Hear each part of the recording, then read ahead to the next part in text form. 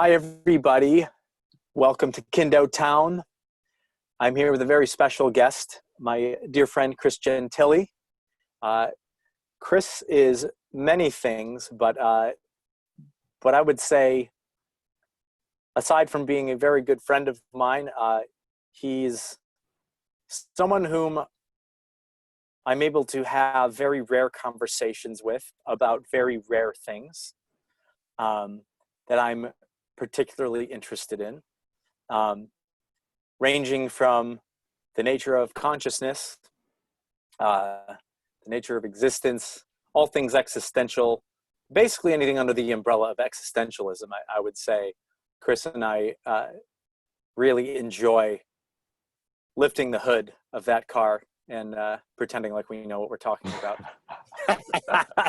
Like any true car guy, that's good. So yes, thank you for doing this, Chris. I appreciate you willfully subjecting yourself to having these sorts of conversations in public. I think we talked about doing a podcast of these conversations we have, and I think there's a long list of things we want to do, and as life piles other obligations on, unfortunately, things like this end up falling by the wayside. But seeing as how Kindo has launched its own podcast, and that's just happening either way, it'll be interesting. I thought it was a good format to bring people of interest in my life and introduce them to our people who support our music and listen to us and want to know more about how we think and how we operate in the world, and what we're interested in. So welcome, and thank you for being here. Yeah, thank you for having me and for doing this. Yeah. It's something I know we've been talking about for a while, and I've always thought it's going to happen someday at the right time, and I guess that's now. So yes, it is. I'm wondering if we might begin. I wonder if we begin with a brief, like Cliff's Notes version of, kind of what got you into pursuing sort of esoteric practices that were exploring consciousness and things such as meditation and its various forms,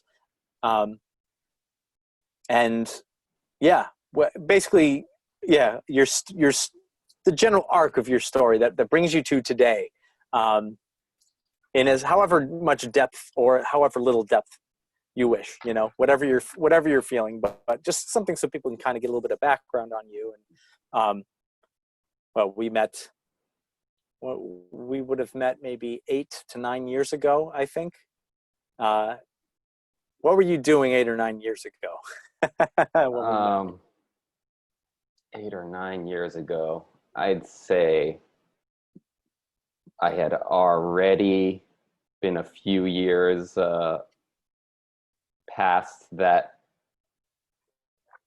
breaking point where things really shifted for me, that kind of started the journey into this type of esoterica. And I like that. I've thought about this quite a bit, of like how it really unraveled and where the starting point is. And I mean, really, if you're gonna get down to it, you'd probably go back early to like childhood. But well, sure, I'll skip most of that and just say I was a pretty anxious, like fearful, like just kid with all types of insecurities. And but then jumping forward, I think the more interesting like starting point is in college, reading some books, and I remember one in particular, Ishmael by Daniel Quinn. Did you ever read that? No. Anyway, really interesting book that it just like, and to be honest, any of these references I make of what the media was that I consumed, I think is less relevant than the effect it had. But that book, for instance, it just, the effect it had was it just shifted my framework of what reality and what reality is and what human perception of reality and truth is, and how far off it was from what I thought was just so stark that it was just like, whoa. Hmm. And so What that kind what of, are what are some of the distinct contrasts between how you were interpreting reality and conceptualizing it in your mind, and how sort of this book prescribed it was? um, I'd say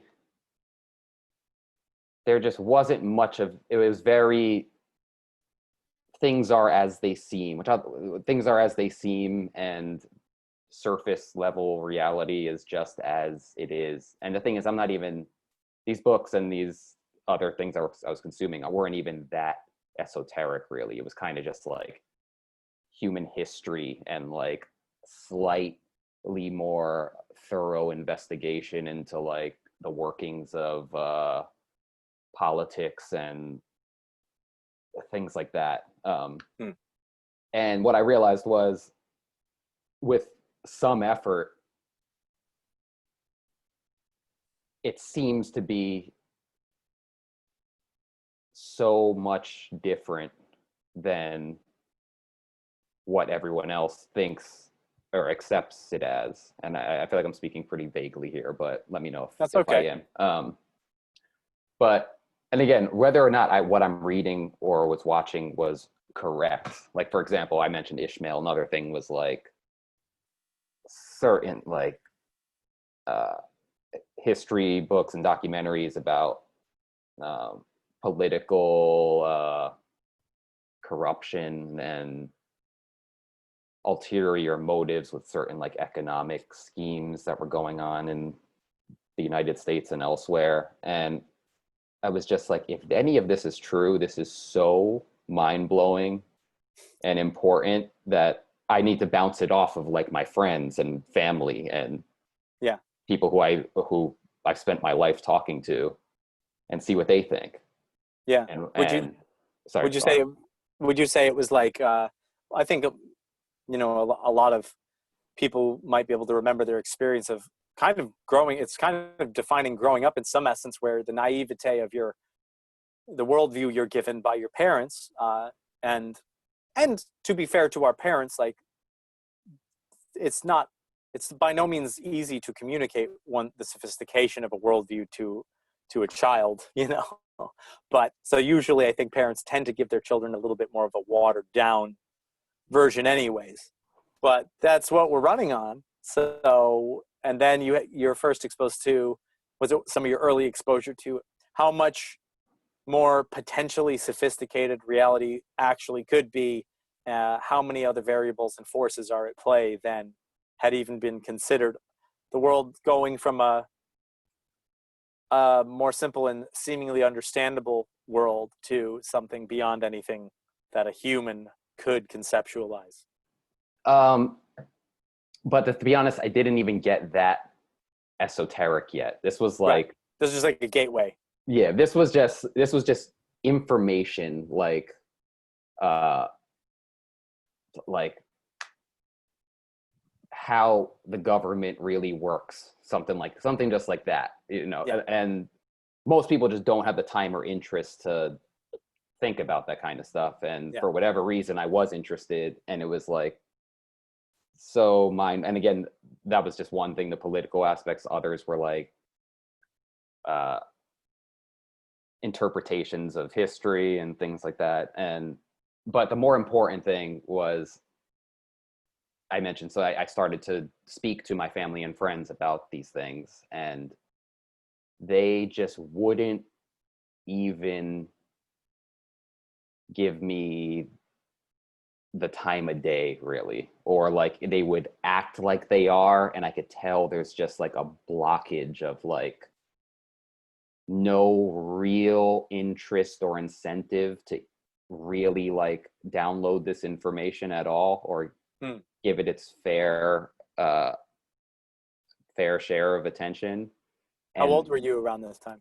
I was like 19 through, this happened 19 through like 23 probably. Mm. And so what that showed me was it's possible for everyone in your life to be wrong about something. And not necessarily because I was right, but because it was clear to me that they weren't interested in even like changing their worldview at all. They had their beliefs that suited them and made them comfortable, and there was no rocking that boat for some whatever reason was just like something that they were so disinclined to do. Mm-hmm. And so I really started to feel like I'm off on an island by myself, and there's no one who will even like hear me out. Anyway, so next thing, and interestingly, an author who I mentioned to you last time we spoke, Jed McKenna, who's a spiritual author, writes about spiritual awakening and stuff. In one of his books, he mentioned, I was so surprised to see this, but basically the same thing happened to him. And his was just, he considered himself like an avid reader and took a lot of like pride in like how intellectually adept he was or whatever. And then read a book called How to Read, which I think is a pretty well-known book, and I have it on my reading list now, and realized he and no one else he knew really knew how to read a book at all.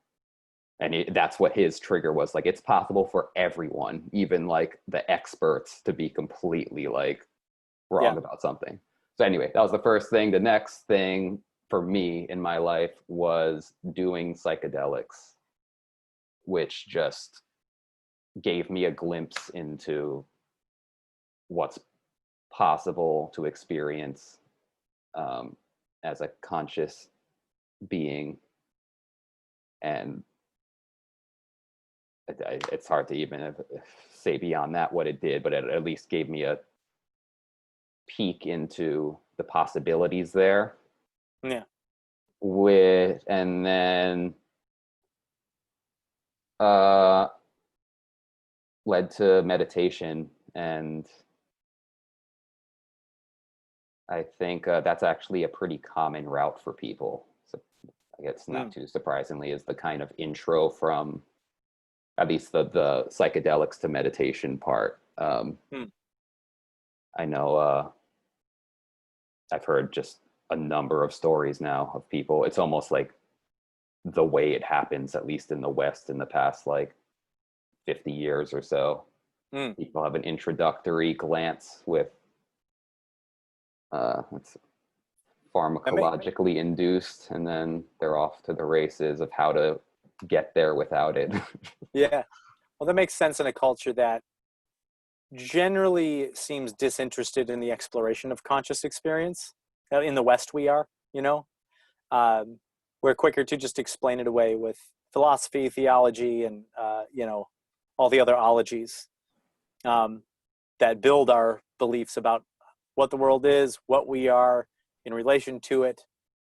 And yeah, that, like you said, once you kind of build a nice little house out of those beliefs, you don't want the big bad wolf to come and blow it down. So you just kind of keep all those other things that could threaten that at arm's length.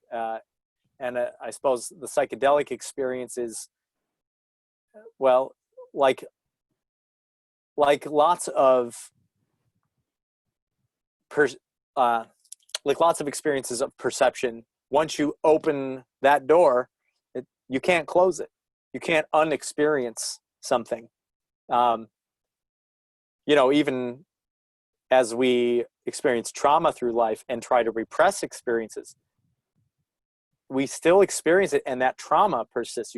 That trauma is now the artifact of the experience we're hoping we could undo, but no one can undo it. And so you're haunted, rather. And I suppose with the psychedelic experience, it's like, okay, now what do I do with this new knowledge? Like, it just shakes everything down to the ground. And where do you Yeah. begin with the rebuild after that? Yeah.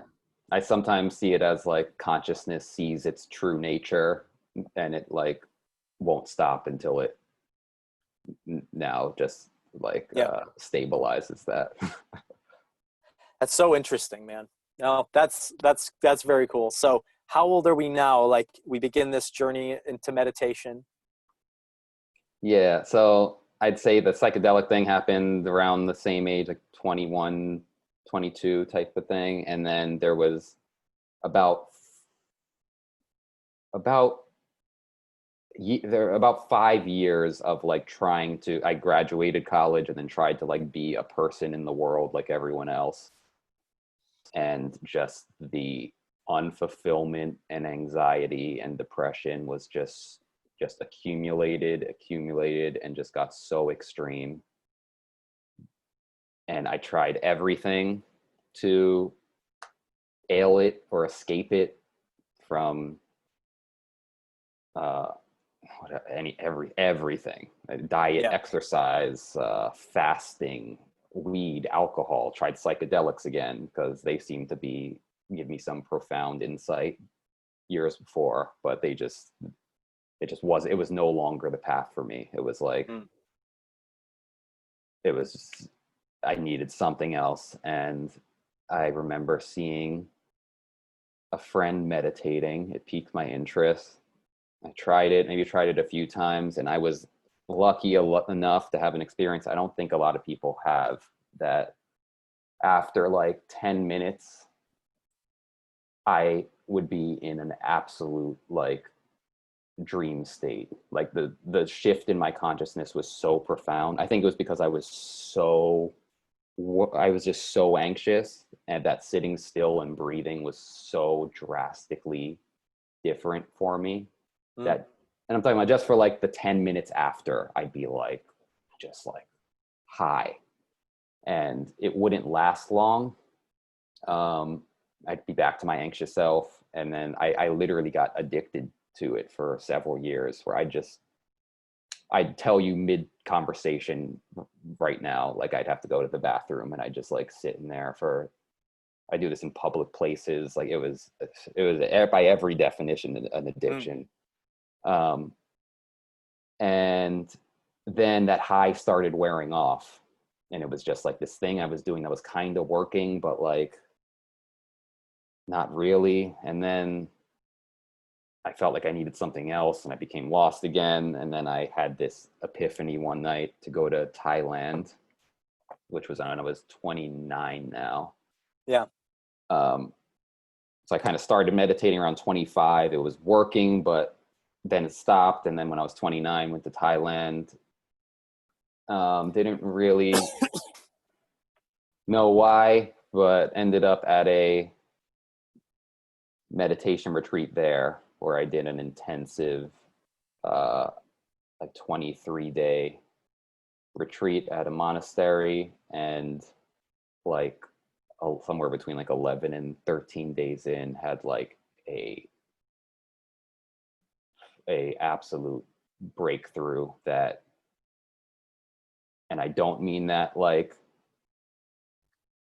everything changed for the better in that moment, but something changed drastically. And um on it, I realized the effects of it. Kind of felt like I had never meditated before in my life until I had done an intensive retreat. But also that breaking point, whatever that was, it's hard to explain what it was. But all I can say is, for the next 2.5 years, nothing else mattered to me besides realizing the truth of who I am. I was basically just, and my tool to doing that was just meditating all day long, no matter where I was. I did like 8 more retreats in the next year and a half or something. Hmm. Every moment, like I could, even when talking to people, I'm like noting the sights and sounds of the room, and it was absolute chaos. And not until like 1 year ago, I'm 32 now, for anyone wondering, but not until 1 year ago, I found this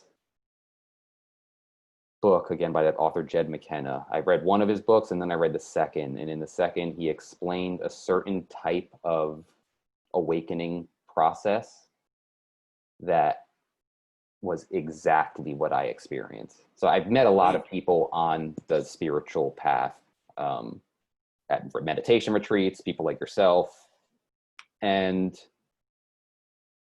a lot of it has all the paths have these common kind of themes. You know, there'll be suffering is a common one,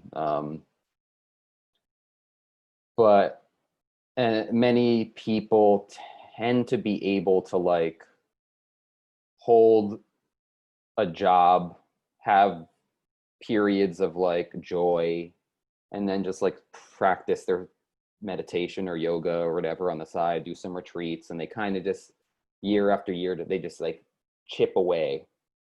And it was clear to me that we're going through the same thing, but mine is structured. What I'm going through is structured differently. It's all awakening 24 hours a day, and I can't think about or do anything else. Hmm. And I mentioned that book, Jed McKenna. I'd read many spiritual books over my lifetime, but this one was like, there's a breaking point, and then it's he calls that the first step, and he was like, which is also the last step. It's like you are off the ledge, and it takes roughly about 2 years, maybe a little more, and it's absolute fucking self like destructive hell that entire time. And Wow. he thinks this is the only way it happens, which I don't agree with, simply because I've just met too many people who seem to be on the same kind of trajectory, just in a different format. But he seems to think it's the only way it happens, which and cites many of his students who have the same type of thing. But anyway, it was a kind of reassuring to have someone put some sense to what I was going through. Yeah, they could articulate. They gave words to an experience you had in some sense. Yeah. That's really interesting. And just to clarify for those who are not as familiar with these sorts of practices, you know, we use the term like self-destructive. Are you referring specifically to sort of this like ego death? This is or physically like destroying your being? I feel like I have an idea of Sure. Yeah. just to clarify, you know. Ego death would define it pretty accurately. Yeah. That's a painful death, and I think that's why we have such resistance to it, because it's not a comfortable process to go through, and that's and I think depending on your sort of disposition, how you interpret, how you experience the world, what level of priority that quest holds in your life can vary from the most important thing to I don't even want that to be on my radar, and anything in between. Yeah. And I think one thing also I learned is, you know, getting to travel and meet so many people as you have, you realize like, well, it does take all kinds of people to function in this world. And, you know, if, for instance, if everyone in the world, well, man, let's not open up this door, because this is a whole thing. I was gonna say, like, if everyone in the world were to like just drop everything and make this their primary objective, you know, I imagine we probably wouldn't have much like food, or like at least the way the world is structured now would completely collapse, and I think the world would fall into chaos for a time. while everyone was doing that. And so it makes sense that for some, this is the only quest that they can bear to go on. And for others, it is the quest they could never bear to go on. And everything in between. And you see how,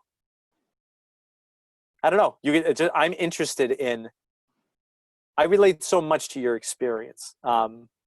Growing up, I also very much felt increasingly alienated as I became, as the importance of what this is fundamentally and what we ought to be doing with it and how we are related to it, that became a more important question as each year went by, and seemed less important to more and more people that I would meet, and less people would be interested in those conversations. I was blessed as a young person to like have a lot of friends who were interested in that conversation, but as I kind of went into the world more, it felt more like a desert when it came to that. And I can only imagine, you know, some of your background, you grew up in New York City.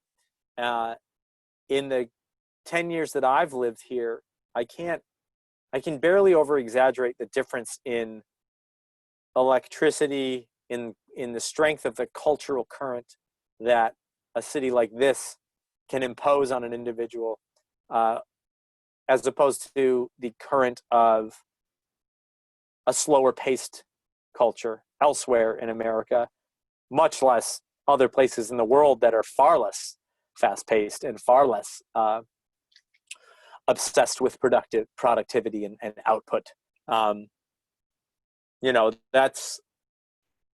there's definitely,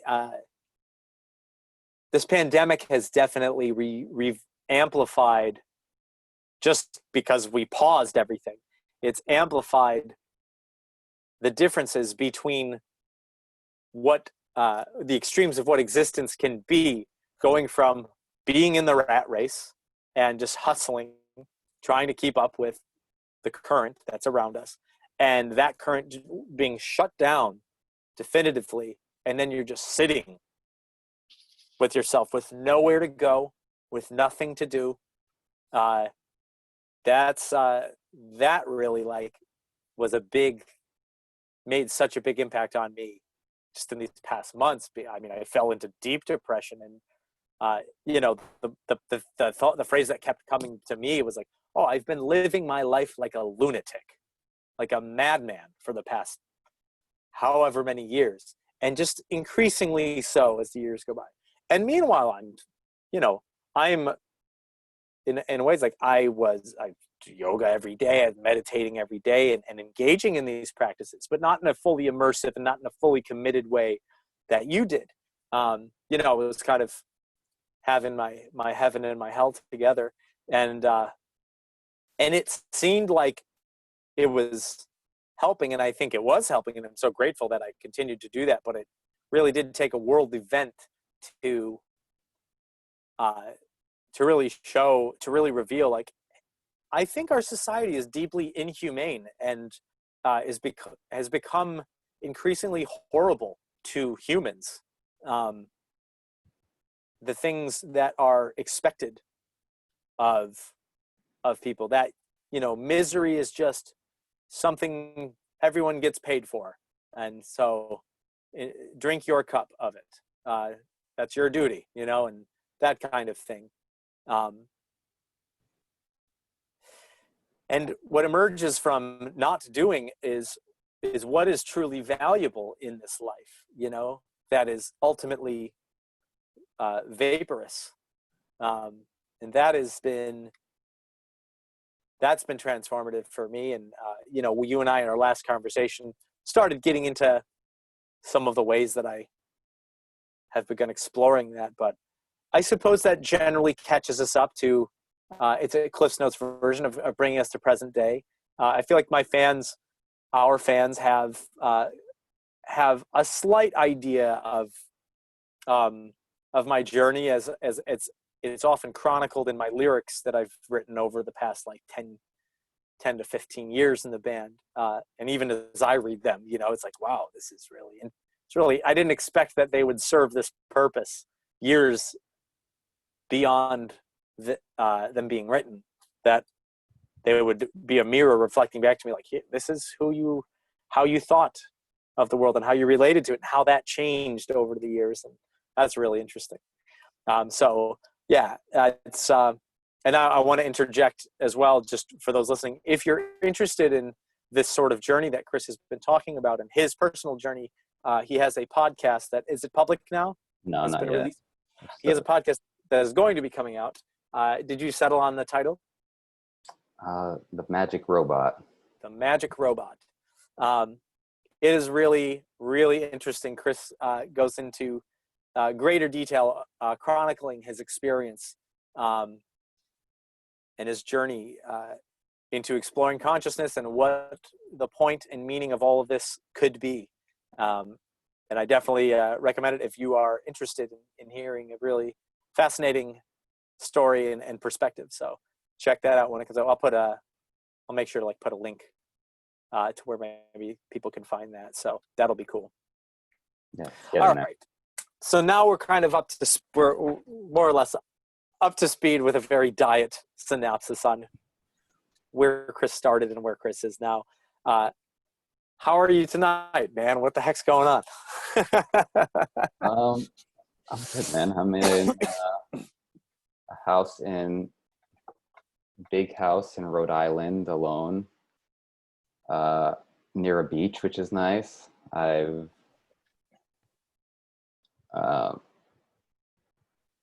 been spending my days, I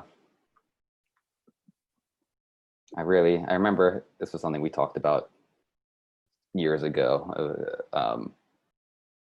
but an experiment we had both run at one point, which is pretty much what I do every day now, which is see what happens if I do nothing at all. In other words, don't be driven by let's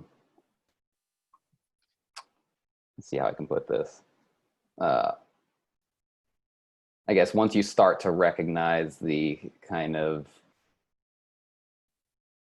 egoic pursuits and that mechanism that runs in the human being, and then you start seeing it from a different vantage point, you can kind of notice when you're getting pulled into it. And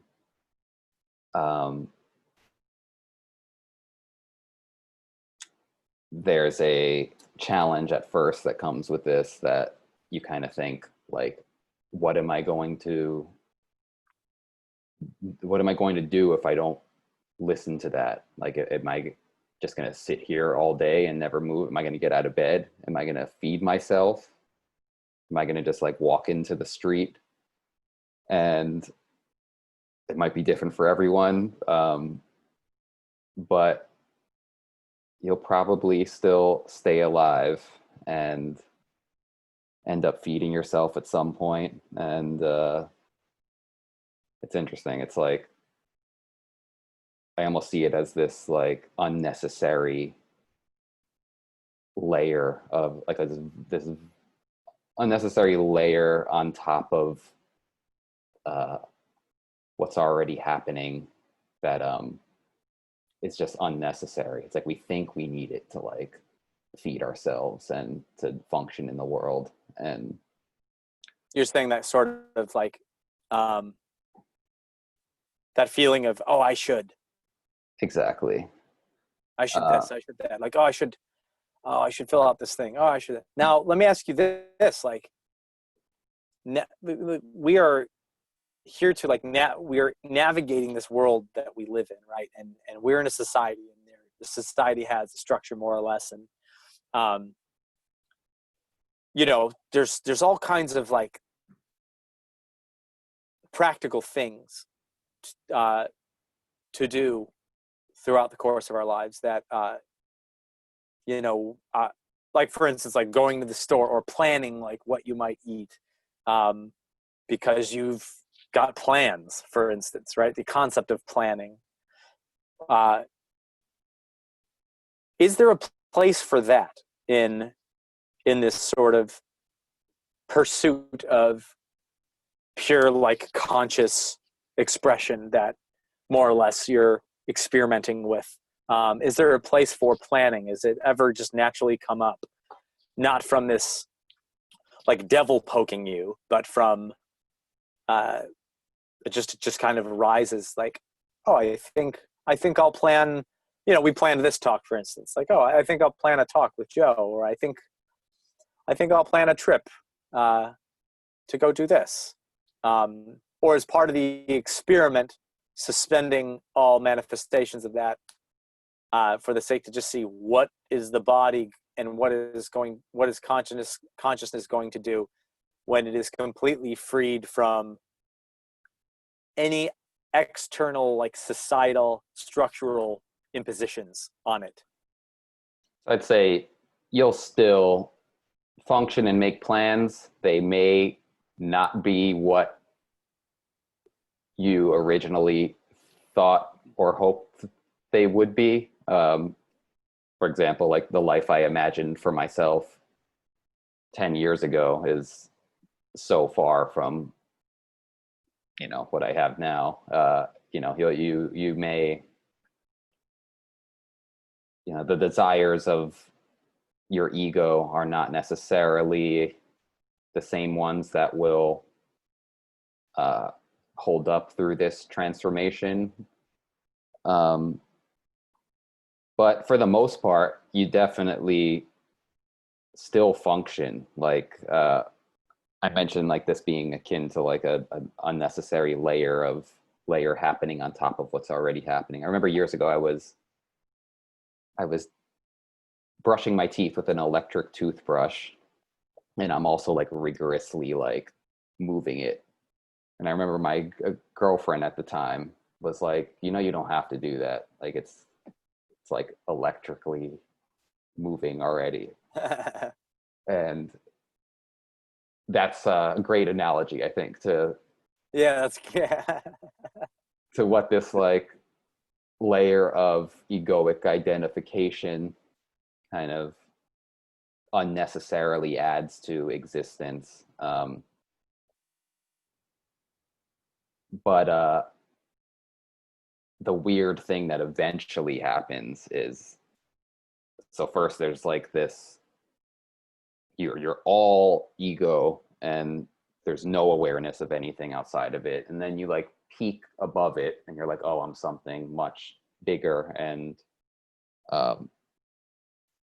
just more unified and vast and open. And then you may start identifying with and preferring that and seeing that as separate from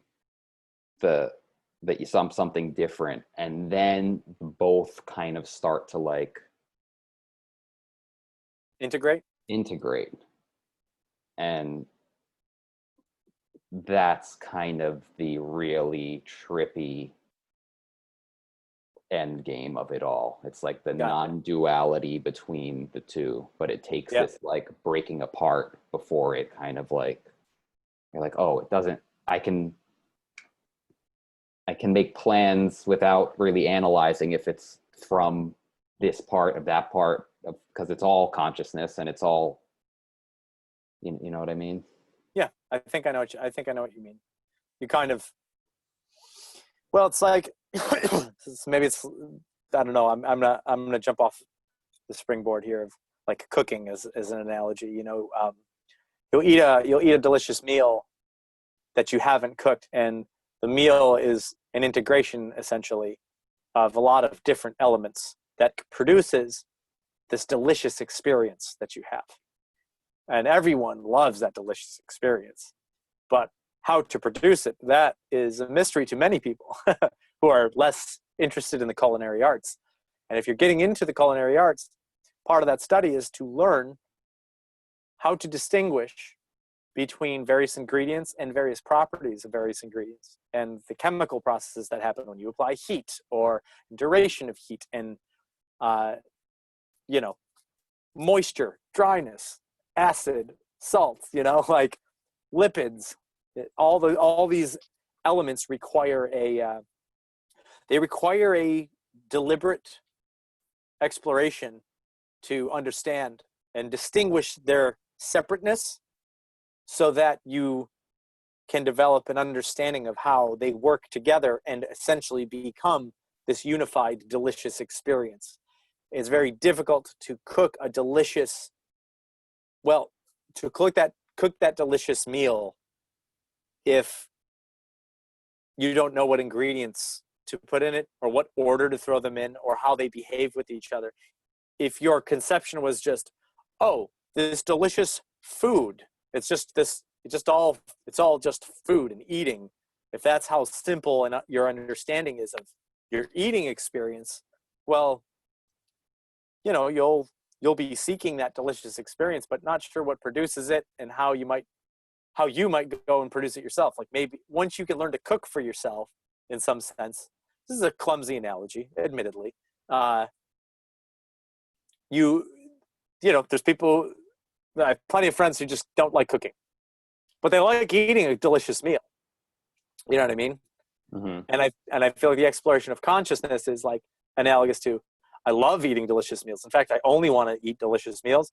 And one of the ways I go about doing that is learning how to produce delicious meals and how all these different things work together. Now, all those things working together now, when you're talking about exploring consciousness, these are things that are within your conscious experience that otherwise just blur together indistinctly, and you're just kind of pulled into it, and the experiences that it produces are all over the place, from immense suffering to immense pleasure, to addiction to the pleasure, to the aversion to that suffering, and then that suffering gets stacked on top of itself because you don't know what's happening. You're just chasing the deliciousness.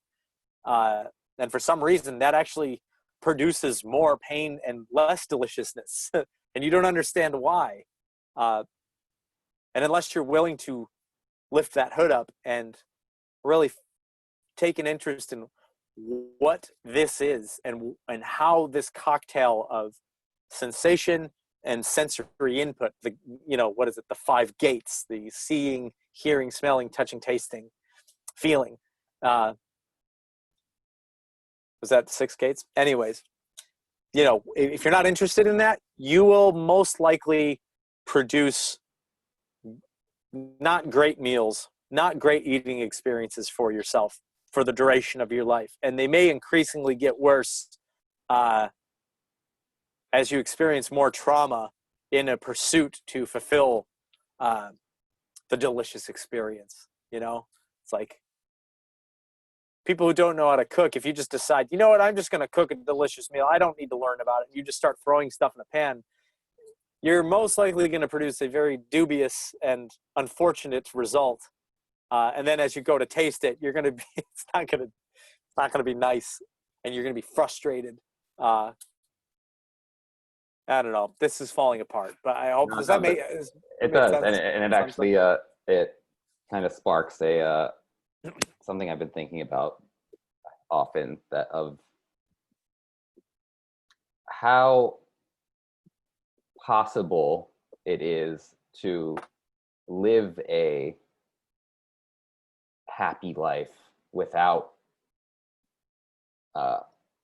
lifting the hood and picking apart the ingredients, as you say. Like, yeah, we all certainly know people who are just suffering and also have no spiritual practice, and we also know people who seem to be pretty happy and have no interest in spiritual practice. However, it's like I don't know, it's still a puzzle for me of like what that brand of happiness is in someone who's still somewhat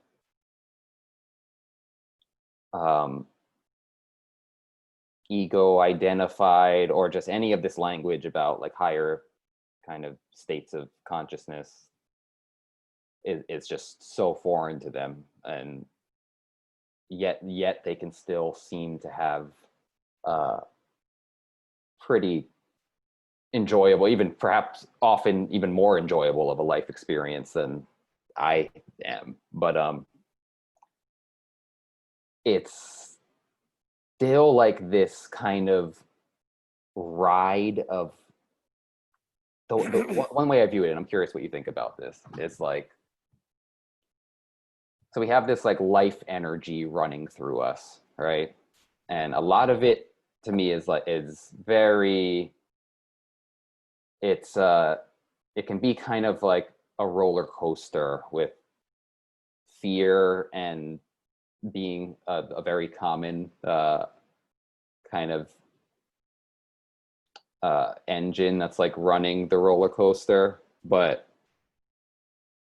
it's some people will just like, they start to feel anxious and they're like, oh, I gotta go to the gym, let me just like, and then they kind of just pump it out, and then they go home and then they watch TV and they enjoy it and they feel anxious again, and then they're like, oh, I'm gonna go out and look for girls, then try to get a sexual release, and then they go to work and they sit and they're laughing with their co-workers and having fun, and then they go home and get some drinks with some friends, and they're having like this fun, they're participating in life, having these kind of like ups and downs, but they know how to like view the downs as something to just be like energy that's just got to get like moved somehow. Yeah.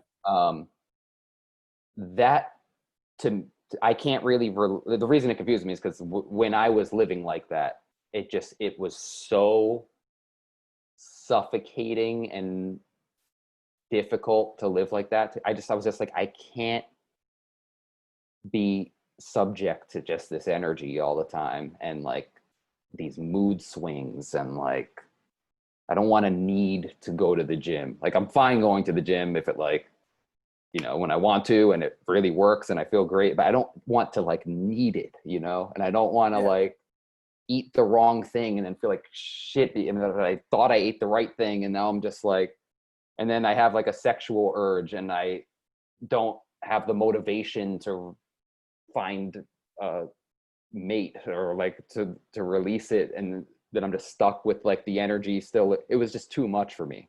And so I kind of just all that inability to kind of move this energy,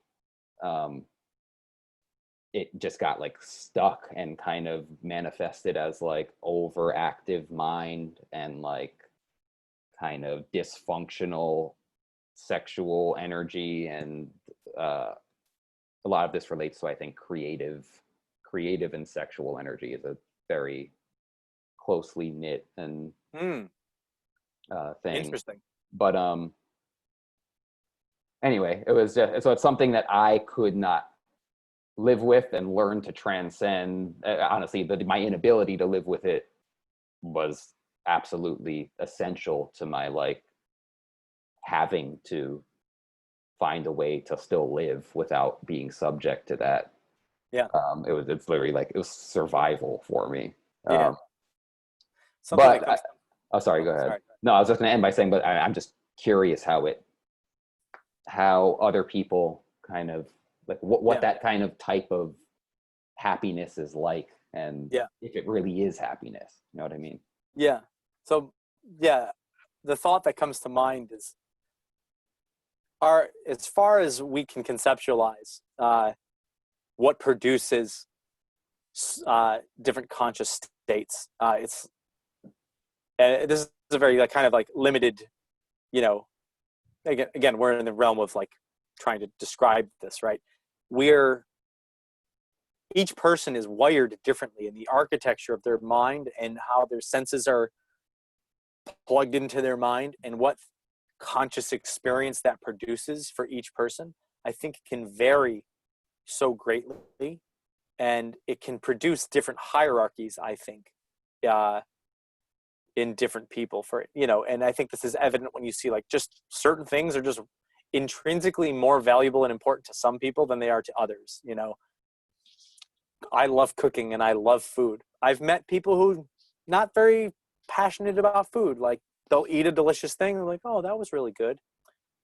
But whereas like my sister and I, we will go out to eat. We'll eat like a delicious meal, and while we're like shoving our faces, we're talking about other delicious meals and cooking and how much we love food. And then, you know, well, it'll take on the whole night. We'll talk about food, you know, and so it's like, okay, that's one example. Or music, you know, or other creative things. You know, the way music is experienced in my life must be completely different than the way someone who's devoted to accounting might experience music, or law, you know. And it's not to say that they don't enjoy it, but when something possesses you in conscious experience, it's not necessarily that it would possess any other human in the same way it possesses you, because what produces what you are is a slightly different configuration. And so for the person who seems to have found a sort of bliss in life without taking an interest in what's under the hood, so to speak, as maybe you or I take that interest, and hopefully aren't, you know, boring most people to tears with this conversation that we both find so interesting. That person might be getting fed differently in some sense by their conscious experience, and have found, you know, we can't speak to it because I don't know. This is such speculation, right? How would you map that? I guess maybe if we used Elon Musk's Neuralink, we could maybe explore the mechanics of this more, but it's just a theory in the meantime.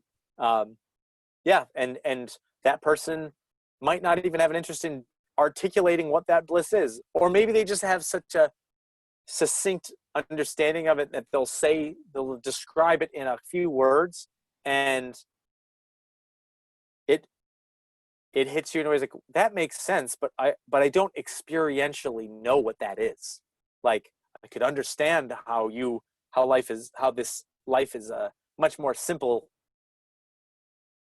how this experience is much simpler than I'm making it out to be, in my mind. That might just be a property of like what your conscious experience is like. Maybe you experience it much more simply. You know, and it's tough because I think I've spent countless hours torturing myself, thinking I am overcomplicating this whole thing because of meeting people like that in my life who just seem to simply get it, you know, like, oh, they just get it.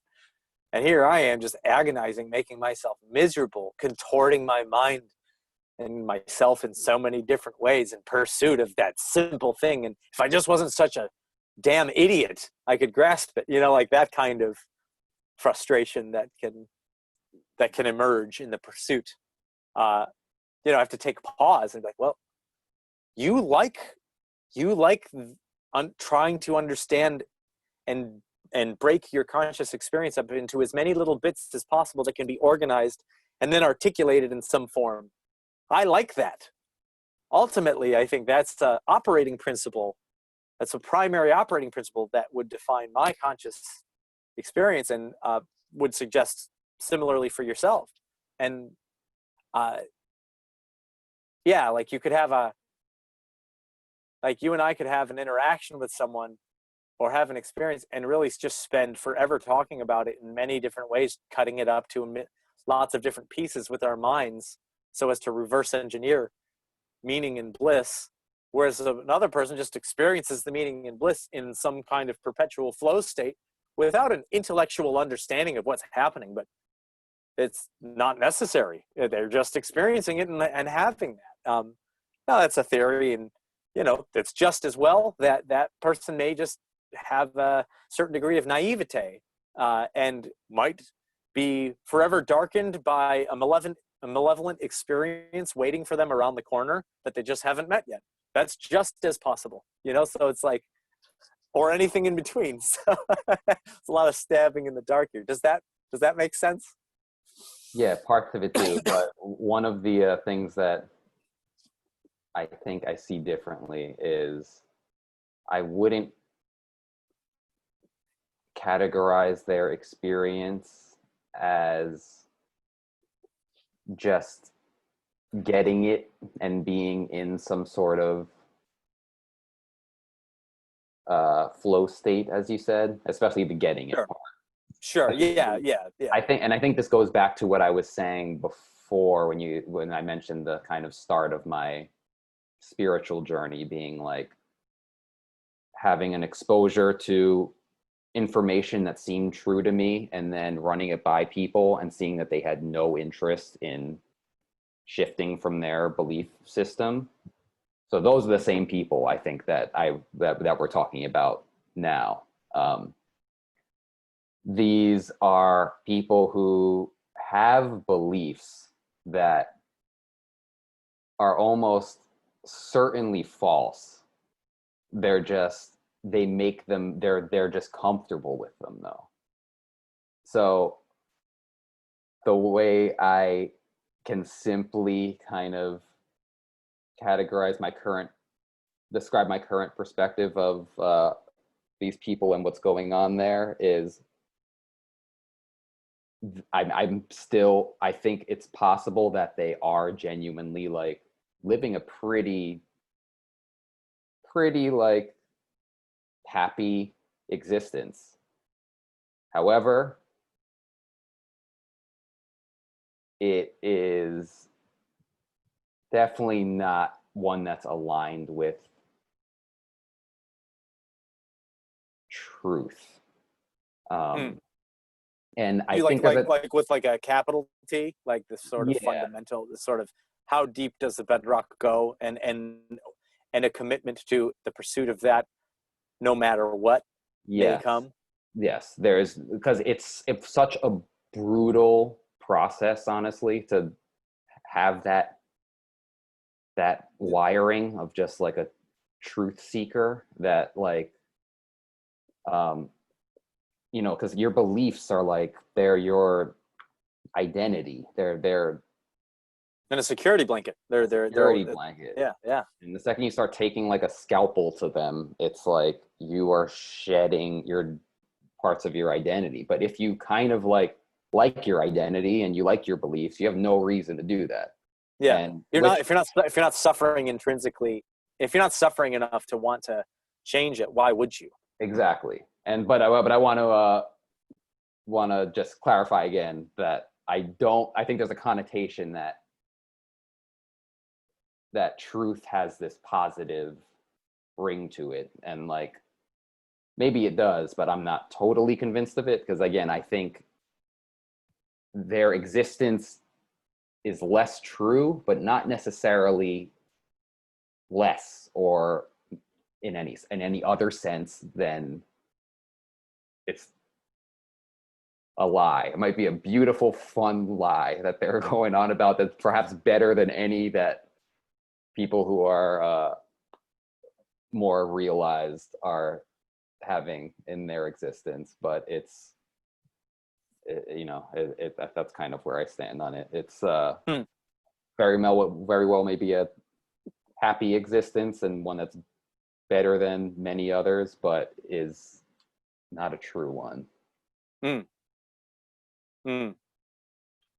Yeah, I suppose that makes sense to a degree to me. I think that I can't help but ask the questions I ask and want to know what is real, what is true. That's me. And I think the foundation of a person who pursues these things is like, is that the number one question in your life and in your mind?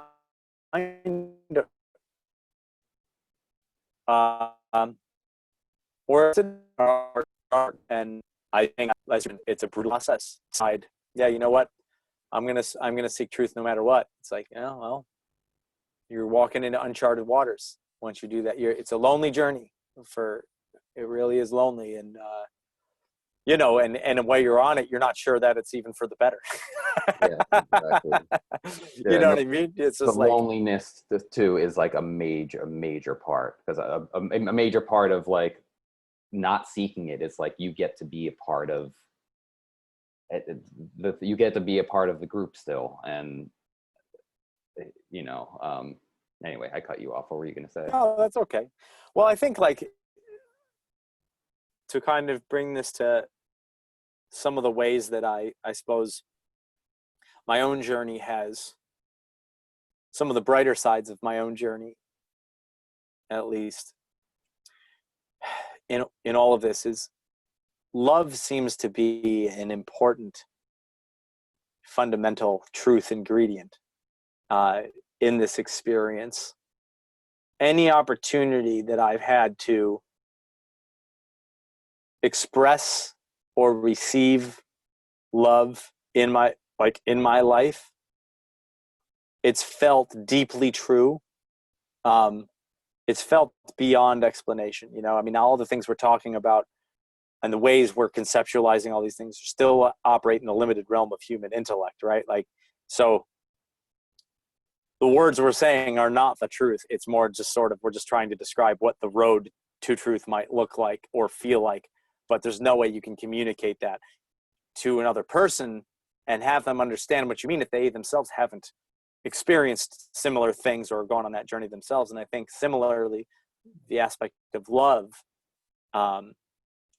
whether it be for, you know, a fellow man and or all living creatures, or just love of consciousness and existence and whatever comes next in this experience, that lens seems to draw out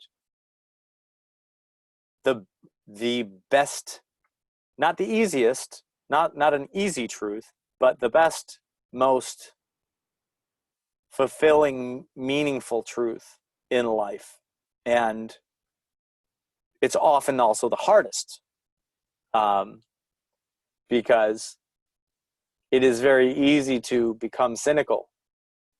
You know, it's easy to become cynical, maybe adopt an attitude just like, well, these people are asleep and they're just, you know, waiting to die and making the most of it. And that's so stupid, you know?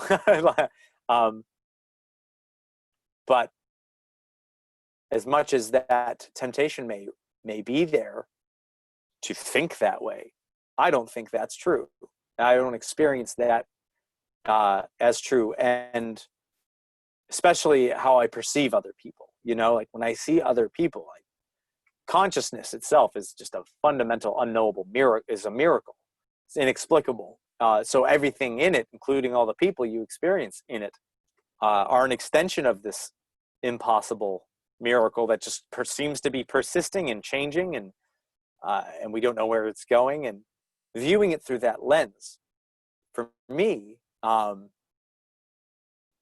makes the pursuit of that truth less scary, without removing the reality that it is a terrifying and unpredictable journey.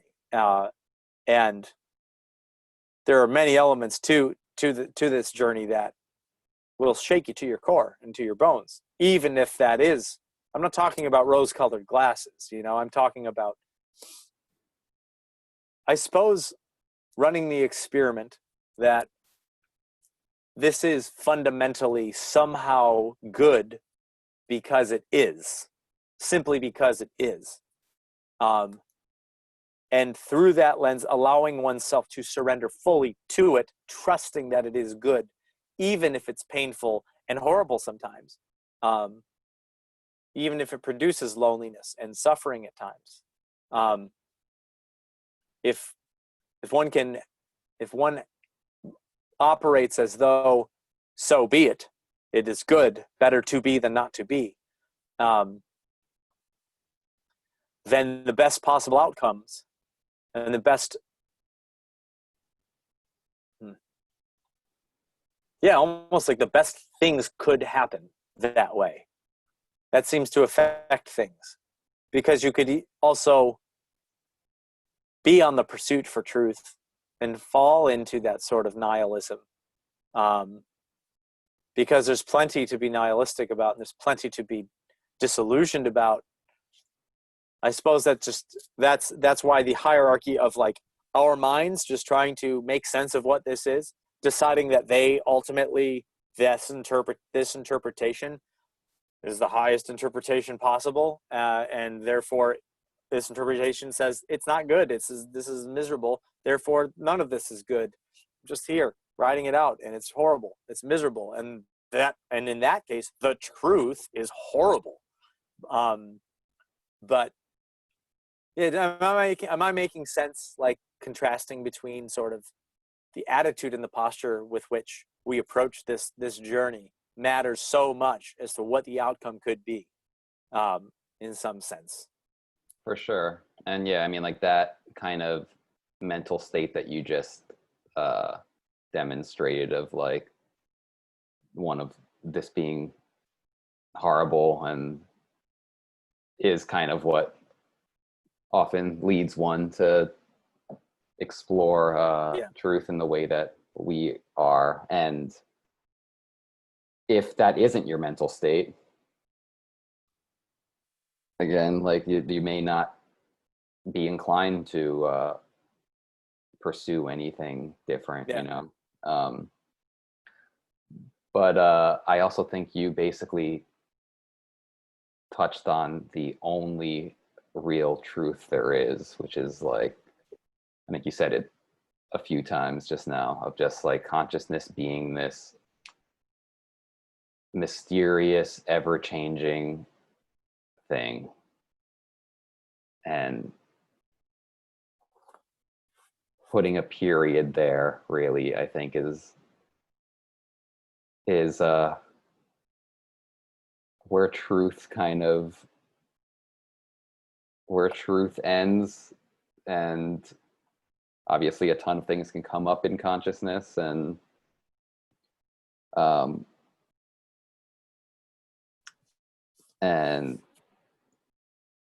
but it's kind of ever-changing nature is just it's the ultimate truth, which is kind of lends itself to, again, the other posture that you mentioned of just being kind of having this kind of gratitude for it no matter what's happening. And right. Faith and trust seem like good words too. And just the more you can just like let go and surrender, and with a kind of like gratitude seems to be the way to go. It might be a way to, we were talking, but I've been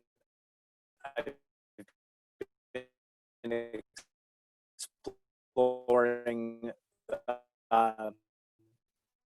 the plans.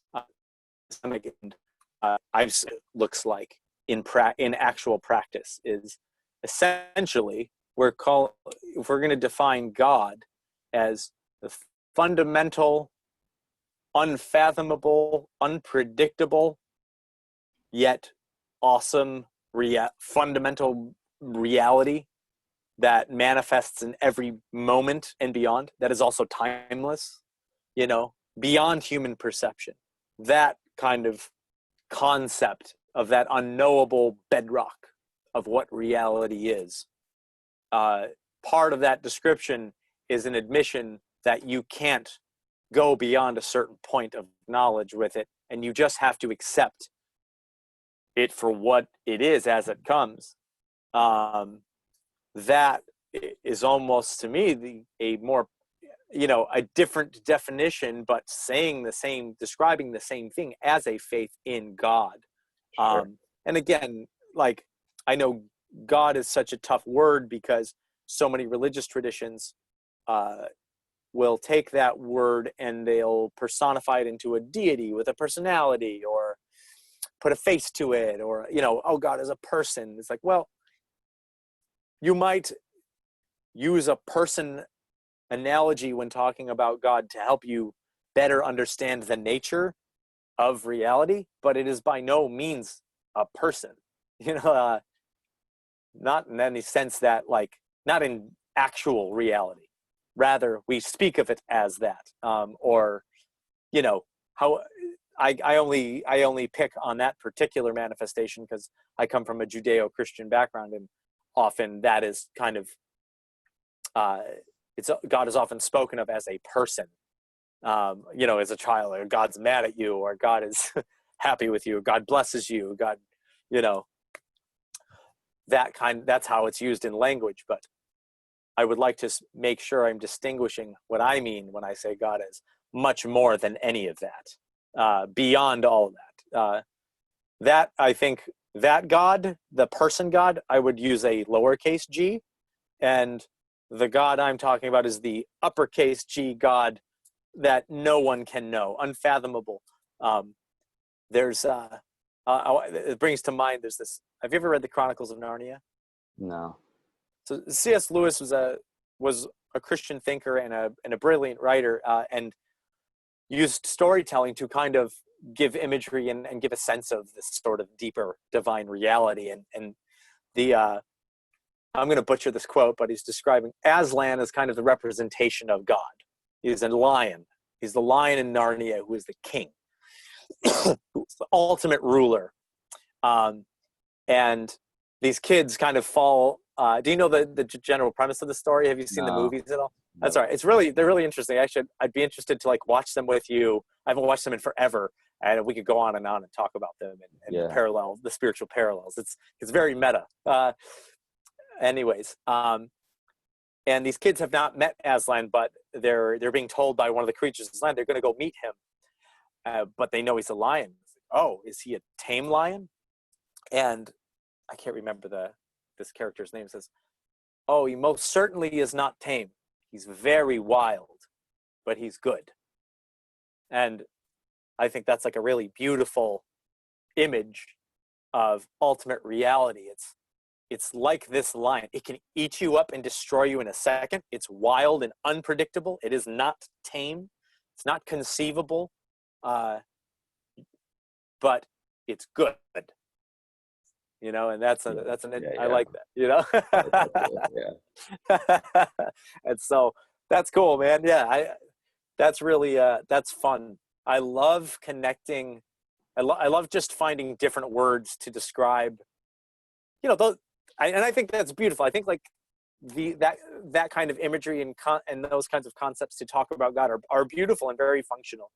But I think because I know that's also just another human conception of it. It's I like coming up with and discovering other human conceptualizations to help demonstrate its universally dominant nature. You know what I mean? Oh no, you can say this a lot of different ways,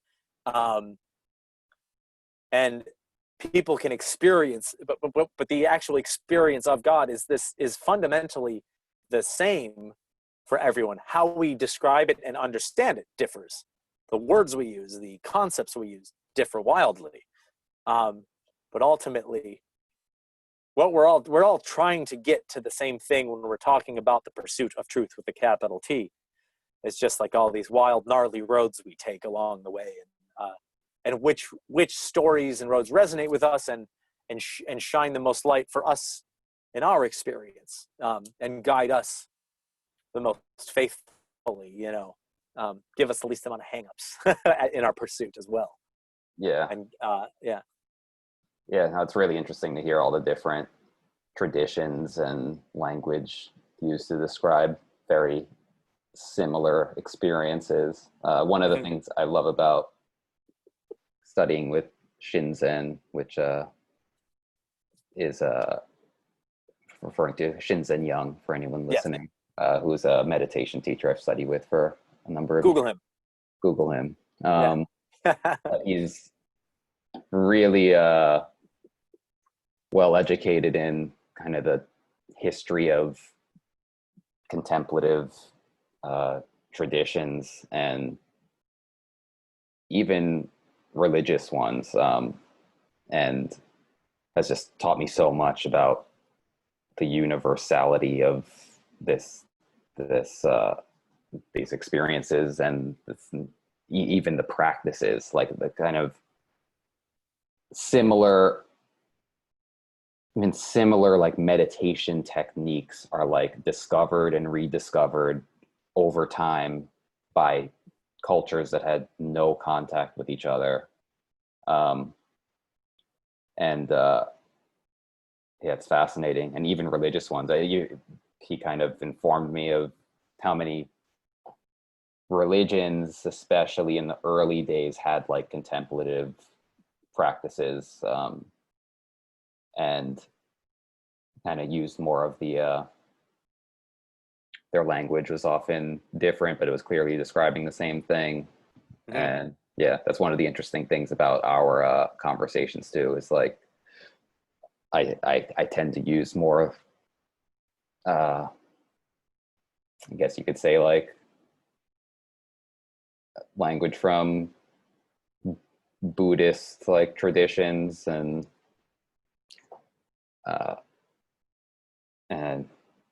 you with a different background, with different spiritual pursuits, kind of often like reframe it and describe it in your own language, and then we're like, yeah, that's the same type of thing. Yeah, That's yeah. It's different lexicons, different. Yeah. That's definitely been like one of the fun things for me. I was sharing with you in our last conversation how one of my practices, I've been just slowly reading through the Gospels in the New Testament. I'm still in Matthew, near the end of Matthew. There's 4 Gospels in the recognized canon of the New Testament. There are more Gospels than that in the world that we found out more recently in history. They've been unearthed, and it's somewhat a controversial topic depending on who you're talking to. But I'm fascinated by that. I want to know. I'm going to study those too. But I'm reading it in parallel with. I'm also reading I have a book, it's Teachings of Buddha. I was next to a Gideon Bible in Germany, and I was like, I've never even like had access to a book like this. Like, I'm just going to take this because it's so interesting to me, and this is just going to be a different world. And so, and I had read this, the Buddhist Teachings a few years ago, as just kind of perusing through it. But now I'm kind of reading it. I'll read a gospel passage, and then I'll read a passage from the Buddhist teaching. And it's been so fun and fascinating to see the parallels, convergences, and differences between those narratives, how those narratives are structured, how the role of the deities and the different attributes each deity takes on, the way it describes Buddha as a deity, as Buddha, but Buddha is everywhere and has many incarnations and is alive. And the similarities, like Christ is in Christianity is alive still, and trying to parse through like, what does that mean? Like, I don't have the answer yet. I'm very young in my journey with this, so I'm still, the way I'm reading this stuff as well, I think it's important to note. Normally when I would read Christian specific, well, actually all religious and ancient literature, I would be very analytical about it. Like you were saying, like I didn't know how to read. I would read with my ideas of what was right, and immediately upon coming across an idea in these scriptures that seemed contrary to what I thought was true, would be immediately dismissive and think I knew what it was trying to say based on my reaction to it, as opposed to looking at my reaction to it and wondering, why do I have that reaction to this? Or curbing it, it's like noticing I'm having a reaction to it, but just letting the words wash over me and just let it go in and just see what happens later with it. So kind of more like letting these words wash over me and not really being critical as I'm reading them, having faith that their true, deeper meanings will emerge eventually, and I'll be able to parse through that once I earn that wisdom, so to speak, or once that wisdom bubbles up in its own time, as more context is added, as I read more, like as more light bulbs go off, as more epiphanies come. That way I can be more of a sponge and really absorb the richness of it without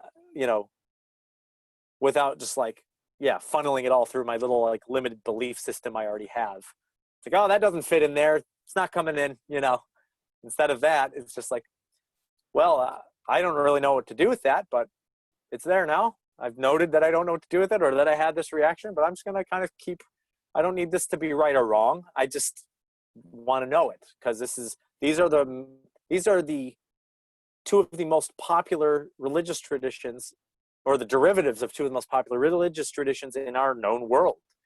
You have the Judeo-derived faiths, and you have the Hindu-derived faiths. As far as I can tell, those are as far as popularity is concerned, and from there are so many derivatives.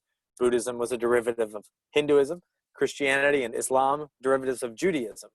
But I don't know, I'm going off of, I know it's more sophisticated than that, but that's for the intents and purposes of the conversation. I'm fascinated. Yeah. It's East and West.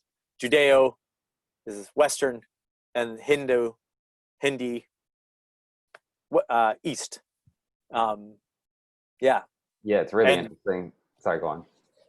I'm done with that. I was going to say, it's fascinating, even if you're not necessarily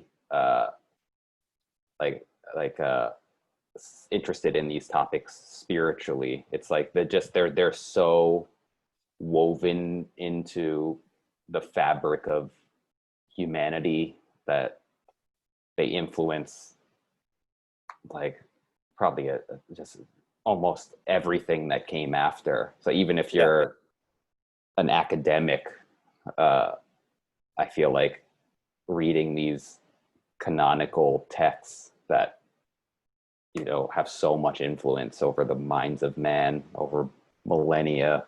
Yeah. It's just like an enriching thing to do. There's something about it that like is so daunting, knowing that there's no human who could live a lifetime, even if fully devoted to coming up with an understanding of even just one of those traditions. It's impossible. The same way that there isn't a single person alive today that knows how to make a cell phone, or how to make an internet, or how to make a satellite, or a rocket, you know what I'm saying? Like, there's lots of people who know how to make pieces of those things, and there are people who know how to put groups of those pieces together in a certain way, and then there's other people who know how to put those aggregates together in a certain way to produce what we know as the cell phone, or as a satellite, or a rocket. And that's a humbling reality to live in. It's like, oh wow, like there's no way I'm gonna get to even close to the bottom of this pool, but let's jump in and let's let's swim in it. And because it's magical, man. It's like, that's incredible. I mean, it's so much bigger than any one person, and I think that's something I never really let that hit me until more recently in my life. You know, I kind of had a more cynical, dismissive view of religious literature. Is like, these old dumb people wrote this, you know, like something very simple and dismissive like that. And it's like, wow, you're really missing out on like the miracle of everything. If that's your attitude towards things you don't understand, or, you know, it's like, that's boring and dumb. You know, it's like, couldn't be further from the truth in my experience now. But in the same breath, I totally understand, because I was one of those people. Like, I understand why someone would be dismissive of it. The world is complicated. And especially if you think you know anything about it, it'd be very easily to dismiss anything based on what you consider truth and knowledge to be. But fundamentally, to go on this journey, it requires tremendous, I was about to say it requires tremendous humility, but I think it would be more accurate to say it requires persistent humility from moment to moment. And it's not really about an amount of humility. It's just the decision to submit from moment to moment so you can receive. Without that, you really can't receive much. Even if you have an hour of the most profound humility you've ever known in your life, if it doesn't persist, you'll have an hour of miracles, and then the rest of your life is darkness. Yeah. Something like that. Yeah, the humility piece is I'd say. Um, well, I imagine we've been talking a while now, and we could talk forever. Maybe a good way to kind of wrap this session would be to kind of talk about what I hope to cover in future conversations with you, and because there's a wide gamut. I think our last conversation, a theme was like, man, I haven't talked to you in a while. There are a million things I want to talk to you about, and I don't even know where to begin. Um, I want to continue to kind of talk about this sort of as I go on this journey, where I'm exploring these Christian and more sort of Western spiritual disciplines, in contrast with also practicing Vipassana and non-dual meditation as well myself, and finding out how to, I suppose what it seems I'm trying to do is figure out how to integrate them more, and just weave them so that they bolster each other up and make each other stronger, and bring maybe a more vivid picture into frame, into focus.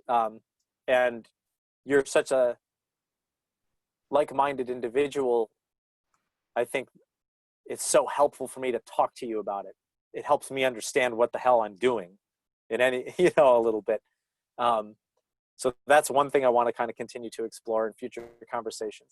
I definitely am going to want to talk to you about the recent disclosure from our government of extraterrestrials being a reality and UFOs being a reality, and what that means for our worldview and the shedding of old ideas and beliefs, and what the implications of that for society at large, and what we are to do. What's our responsibility with that knowledge? That's a whole different thing to talk about. But yet, all these things can converge, I believe, eventually. And maybe when we're 90 years old, doing our last Zoom podcast or whatever the hell it is, will be holograms by then. Or maybe we'll upload our consciousness into robots and just be able to talk about this for infinity. Who knows? Or maybe those two things are enough to talk about. for sure. That's a great start, at least. Yeah. They're really, really great topics. Looking forward to it. Yeah. There's so many topics that shoot off that, from the power structure in our world, the problem of evil in our world, our responsibility of what to do with that.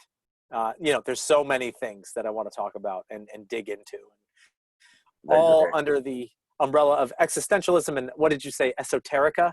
Is this a word that you came up with? I feel like I've heard it before. Yeah, I like it. Yeah. That might be a good theme of just the podcast. It's just sort of esoterica of these practices by which we try to better understand and interpret the reality we experience from moment to moment. It's got a nice ring to it. Yeah. Oh, for sure. But yeah, those topics you laid out, at least a few of them, have been ones that in some way or another I've been thinking about quite a lot too. So it should be interesting. Yeah. Well, yeah, I'm looking forward to it, man. As always, man, I appreciate the time that you spend talking to me about this stuff. And I forget how much I enjoy it almost every time. While I'm in it, I'm like, oh, I'm enjoying this. And then at the end of the conversation, when we're done, it's like, oh, I really like that. That was good for me to talk about that, or to have someone to talk to about that.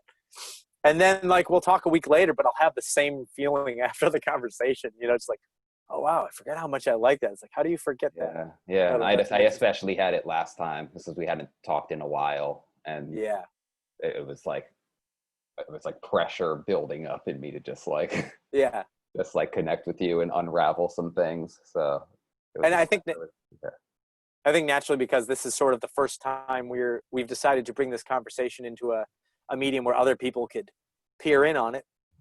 There's a bit of foundation work we did in this conversation to just kind of give a glimpse of who you are, and a glimpse of the nature of the kinds of conversations we enjoy with each other. So hopefully, with this being done, our future conversations we have, we'll start diving in a little bit more into what we're doing now and where we are now in our journeys, our timeline, you know, and from week to week or however often we decide to do this. So, and we may even, like, if some of my other bandmates find this conversation interesting, we'll bring them in on it, you know, and I think that would be I know for a fact there's a handful of them that would love to have these conversations. So, and be a part of it. So however that ends up playing out, hopefully we haven't bored people to tears. You know, that'll remain to be seen. Yeah. Well, a lot can change in a week too. So we'll be new people. If you didn't like this one, yeah, maybe you'll like the next version of us. I like that. Awesome, man. Well, I appreciate you. And let me see here. It looks like I can pause the recording. So maybe for now we'll sign off. To those who are watching, thank you so much for giving us your time. If you've made it this far, God bless you. Maybe you're one of us. And if not, we don't judge. I understand. We're used to it. It's cool. But yeah, thanks for being here, Chris. That was awesome. Thank you. Yeah.